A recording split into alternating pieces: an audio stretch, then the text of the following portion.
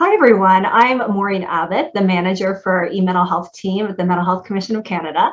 And we also have Sapna Wadhawan, a program manager at the Commission, joining us. The MHCC is a not-for-profit with a unique mandate from the federal government to support innovative mental health programming and policy. We are also thrilled to have Liz Ashall-Payne joining us. And Liz is the co-founder and CEO of Orca. She'll be telling you about Orca a little later in the presentation. In today's presentation, we'll be situating our app standardization work within e-mental health at the MHCC. We'll be telling you a bit more about our need for app standardization in Canada and our progress to date on the work. And then we'll be letting Liz from Orca, tell us a little bit more about Orca. And we'll be then going into our needs assessment work and finishing off with lessons learned, next steps, and future directions. At this time, please now go ahead and complete our polling question, which you should see on your screen, because we will be getting to the answer to the poll in a few slides. Let's start off by situating our app standardization work within e-mental health. There are many different types of e-mental health services. E-mental health can be used with face-to-face services or on their own for those who want to maintain their own wellness. Our definition is broad, so it doesn't only include apps and artificial intelligence, but it also includes text reminders for appointments and telehealth. And remember, we're already using online services for other items in our day-to-day life, such as online banking and online shopping, for example. So it makes sense that the window has also opened up for mental health. E-mental health can be used for mild to moderate issues, but over time, there's been more and more apps for more severe and persistent issues, such as apps for suicidal ideation. E-mental health is being used for PTSD and more severe trauma in virtual environments called 360 environments. And we've also heard from our stakeholders that for mental health services, many people are also feeling more comfortable in an online environment because they're looking for a safe space and have anonymity and not be judged.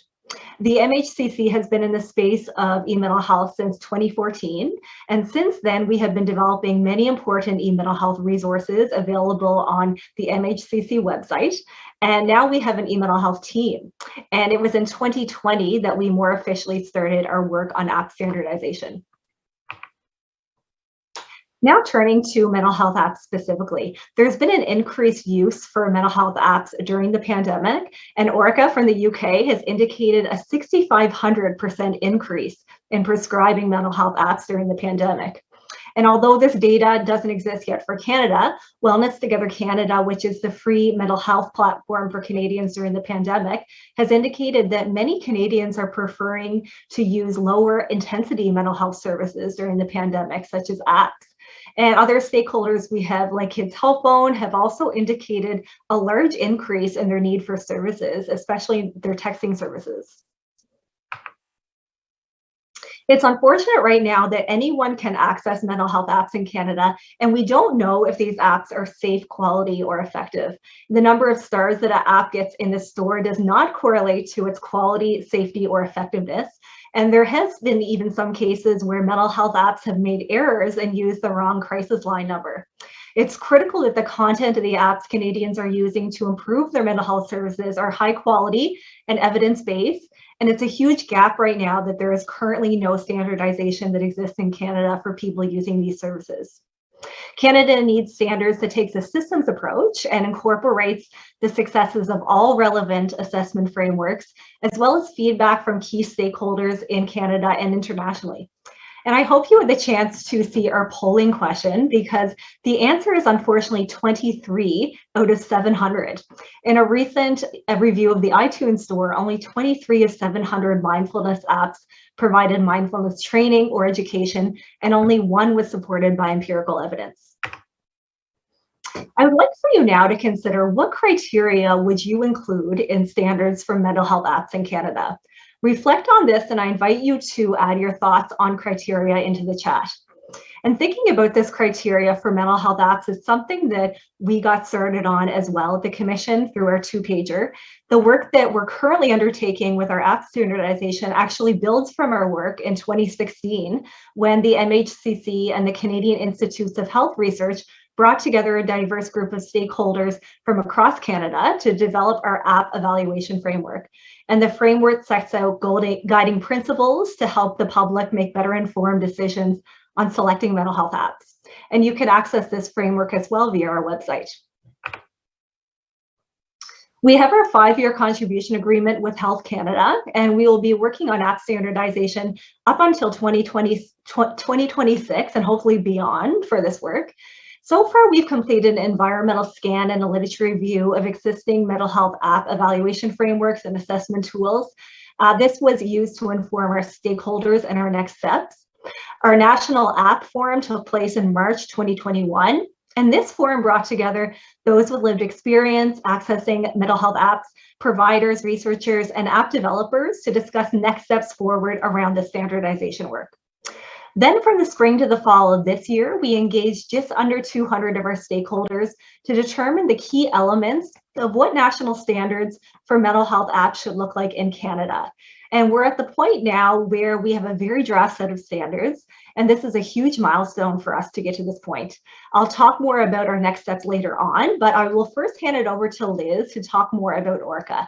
And we couldn't have done this work or gotten to this point without the great collaboration we have with ORCA. Over to you, Liz. Thank you, Maureen. My name's Liz and I'm the Chief Exec at ORCA.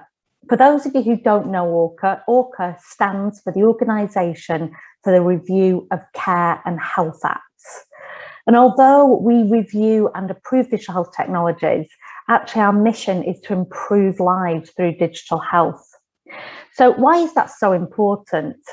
Well, the reason it's really important is because we currently have access to over 365,000 digital health products. Around about 25,000 of those are in the area of mental health. And so the challenge isn't, is there a digital health solution for me? The challenge is there a good, safe digital health product for me or a loved one? And that's what we're obsessed with, because unfortunately our research has found that only 20% of the landscape of digital health technologies don't meet the quality criteria that you'd expect. And if you think about it, imagine if that was true for other areas of health like medication. Now, of course, what that means is we have to, first of all, break down the barrier of trust, because trust is the biggest barrier to the adoption of digital health technologies. And actually, as I've just mentioned, that trust is not unfounded. So what do we do? Well, what ORCA do is we look at standards and regulations and work with government bodies to help them develop digital health assessment frameworks. How do we do that? How do we build that trust? Well, there's lots and lots of regulations and standards already that have been created for digital health technologies, and they predominantly fall into these 4 different categories: data privacy, data security, clinical assurance, and user experience. And we're seeing new standards emerge all the time across the globe. Now, the reason this is a puzzle is because new standards are emerging all the time, the technology keeps changing, and it's not a static landscape. And so what we've started to see emerge are digital health assessment frameworks, and that's exactly what today's presentation is about. So these digital health assessment frameworks are really trying to take the challenges out of that world of regulation and the complexities and create key criteria, which means if a solution meets that quality criteria, we can then trust it. Now, what you can imagine is across these digital health assessment frameworks, there's a huge amount of consensus, meaning a lot of the questions everybody's trying to answer is the same. Now, what ORCA have done is we've looked at that consensus and created an underpinning review process. And that underpinning review process is called the ORCA baseline review process. The answers to these questions are answers that everybody wants to know. And the beauty of this approach is that everybody can then learn from each other's assessment work. And then what we can do is then work in verticals with different jurisdictions to build on top of that baseline review criteria what specific needs there are within a specific jurisdiction. And so we can all learn together. Now, as I said at the beginning, our mission is to improve lives through digital health, and knowing which technologies are best is really important. But what we then do as a second step is create digital health libraries and formularies, which citizens can go to search, find, or recommend a digital health technology to somebody they're looking after or caring for. And these digital health libraries really help to activate people to be able to find the right technology for them or somebody they're caring for. And so finally, what I just wanted to say is, in really trying to improve lives through digital health, there are three key things. And that first key area is about building trust. We must build trust, and that's all about getting the digital health assessment framework in place and then assessing to that standard. The second thing we then need to think about is, how do we activate everybody to then use those trusted digital health technologies? And then the third thing that we also need to think about is ongoing governance and risk management. And what I mean by that is that the trust needs to be continuous. So as technologies change, we must re-review to provide ongoing compliance. Thank you so much, and I'll hand over to Sapna. Thank you, Liz, for that overview. I'll now pivot over to the assessment domains and their respective working groups. As Maureen mentioned earlier, a series of working groups were undertaken from April through October of this year. The 6 domains displayed on your screen are what standards for mental health apps in Canada will be centered around. Stakeholders were invited via survey to join the working groups in relation to their background or area of expertise. I would like to extend a huge thank you to our stakeholders for spending the time to take a deep dive into these assessment areas. Usability and accessibility was the largest of the working groups, and security and technical stability being the smallest. Interestingly, among the first 5 working groups, themes of social responsibility and equity were picked up by the project team, and it was decided a 6th domain would be added, entitled Social Responsibility and Equity. Overall, for each of these assessment domains, a focused discussion on standards took place among working group members. Their feedback is currently being integrated into a draft accreditation framework for mental health apps in Canada by the core development team. Diverse stakeholder input has been a hallmark of the mental health app standardization project at the MHCC. To ensure breadth and depth of voices lend to developing standards, we connected with a variety of stakeholders relevant to the mental health apps landscape. The voice of the person with lived or living experience was incorporated at 2 levels, at the project design level and the project consultation level. A person of lived and living experience was included as a member of the core development team, making the work relevant for end users. Further, among each working group session, additional persons with lived and living experience joined us to discuss standards for mental health apps in Canada. Safe and brave virtual spaces were created by the project team to facilitate these discussions. Training was also provided to the entire project team to understand the importance of the lived experience voice and accept it as expert advice. Finally, connecting with other jurisdictions who have completed similar work was another key piece to this app standardization project. Meetings were set up with colleagues in New Zealand, Netherlands, and Australia. New Zealand in particular had developed an enhanced review to meet the needs of their Indigenous populations. Their experience with developing those standards was valuable for designing our 6th assessment domain on social responsibility and equity. And I'll now pass it back to Maureen. Thank you so much, Sapna. From the fall of this year to the spring of 2022, we'll be working on the following next steps. We're currently reviewing, editing, and forming the first draft of the assessment framework that includes the standards. And this is based on our stakeholder feedback from the working groups that Sapna discussed. In those working groups, we were really trying to get a sense of what standards would look like for the Canadian context. We'll then be sharing this draft with our stakeholders for further feedback. And we're also looking into the potential for a public review that would allow us to get feedback from a wider audience and population. We'll then be scoring the criteria of the standards with our stakeholders and designing and developing with ORCA what that will look like on the back end as well.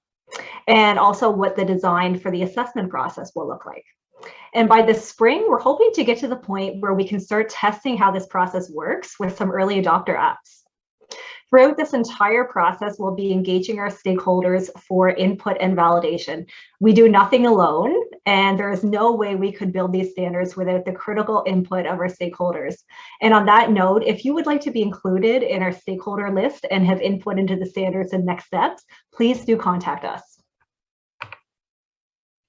Dependent on additional funding, it is the Commission's goal to go a step beyond developing standards or guidelines to hosting the platforms where the apps will be evaluated, accredited, and maintained for Canada, as well as having their quality being communicated to the public and education and training given to providers. The MHCC would like to work at the federal and provincial levels to create a fully integrated national system of app standardization and accreditation. Flexibility can be provided to provinces, and apps can work alongside in-person services and be integrated into practice. The creation of the platforms and the scale we would like to see for this work will likely go beyond our current funding, and we are interested in other organizations that may want to partner with us on specific pieces of this work in order to help get us there. It's our goal to have an easy, accessible platform for Canadians to be able to access the safe, quality, and effective apps that they need, and also for providers to have a platform to be able to access, recommend apps, and use them in their practice. We have a wonderful team at the MHCC and also at ORCA, and I would like to thank all team members working on the app standardization work for all of the important work they are doing to increase access to mental health services via e-mental health and apps. And a big thank you to all of you for participating in today's presentation. Please reach out if you have any questions, and feel free to connect via LinkedIn and Twitter if you would like to stay connected. Thank you.